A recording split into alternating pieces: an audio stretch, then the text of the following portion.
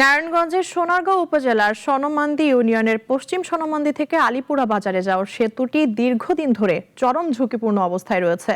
৫ নং ওয়ার্ডের এই গুরুত্বপূর্ণ সেতুটি ভেঙে যাওয়ায় প্রতিনিয়ত জীবনের ঝুঁকি নিয়ে পারাপার হচ্ছেন স্থানীয় বাসিন্দা, শিক্ষার্থী ও ব্যবসায়ীরা। এলাকাবাসীর অভিযোগ, দীর্ঘদিন ধরে সংস্কার না করায় সেতুটি এখন মরণ ফাঁদে পরিণত হয়েছে।